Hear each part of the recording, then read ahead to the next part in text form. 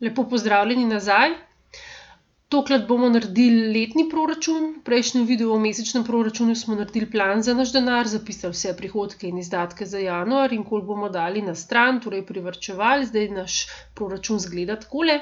Vsi krogci so pobarvani, vsi zneski so zapisani točno in končno stanje na računu je zapisano na dnu in se prenese naslednji mesec. Kar smo imeli v denarnici nekaj porabljenega, nekaj je ostalo in to upoštevamo pri februarju, ko celoten postopek ponovimo. Več pa v videu o mesečnem proračunu, povezava je spodaj, če pritisnete puščico. Poleg mesečnega potrebujemo tudi letni proračun, tja zapišemo prihodke in izdatke, ki se ne pojavijo vsak mesec.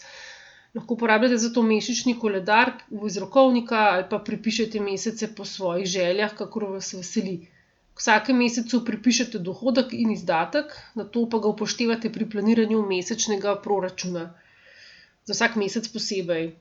Ko boste delali letni proračun za naslednje leto, boste pregledali vse letošnje zapise, tudi nepričakovane dogodke in precenili, se bojo v naslednjem letu morali upoštevati ali ne. Naprimer, tule imam jaz januar vinjeta 110 €, februar tehnični pregled avta, zavarovanje in registracija avta, smučarski tečaj za eno od punc, menjava gumijev v marcu, rojstni dan, aprila servis za avto, ker vozimo varčen avto, bomo napisali. Malo manjše številke. Potem maja pride regres, če delate v javnem sektorju. Septembra davek za nepremičnine, avgusta vračilo akontacije dohodnine, če ne uveljavljate med letom. Razni večji stroški oktobra, pri nas je ogrevanje, novembra menjava gum spet vsi, ki vozimo avtomobile, decembra prazniki in s tem povezana darila. Tukaj dopusta še nisem zapisala, do tega pridemo kasneje. Če je pisanje proračuna za vas novo, potrebovali vsaj 3 mesece, torej 3 mesečne proračune, da vam te pridejo v navado. Prepišemo iz mesečnih stroškov, ki smo ga pri letnem proračunu napisali v tisti mesec, za katerega pišemo načrt, se pravi tukaj za februar. Moram prepisati zavarovanje, registracija tehnični avtomobila in pa en smučarski tečaj. Potem pogledam, koliko denarja sem planirala, da bo ostalo na računu. Kaj bom pa mogla iz varčevalnega dela vzeti in to uskladim. Kar se lahko plača iz računa, bo šlo iz računa, ostalo iz varčevalnega dela. Ali imate to nekje v kuverti ali imate pa na varčevalnem računu, pa bo treba dvigniti, vedno mora pa na koncu nekaj ostati za rezervo na osebnem računu, dostopnega za vsak slučaj. Na začetku bo malo bolj naporno in šokantno, ker boste videli, kam grejo vaši prihodki, ampak boste kmalu opazili spremembe v svojem odnosu do denarja, izdatki se bojo zaradi tega zmanjšali in vedno več denarja vam bo na mesec tudi nehote ostalo. Se je še vsakemu tako zgodilo, tako da se res splača. Zdaj pa še varčevalni del. Če ste bili disciplinirani, ste znižali stroške in začelo vam je ostajati več denarja, ki ga daste na stran, vsaj 10% prihodkov. Recimo, da to za vas pomeni 80 €, 80 € v 12 mesecih je pa 960 €. Zdaj veste, da lahko v enem letu prihranite 960 € brez posebnih težav.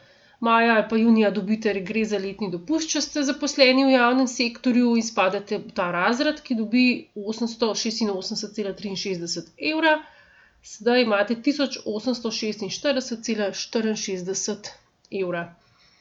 Potem, če uveljavljate otroka šele na koncu fiskalnega leta, dobite pol let povrnjeno, nekaj akontacije dohodnine, na primer 250 €, če ne pa lahko teh 20 € spravite že na varčevalni račun med letom.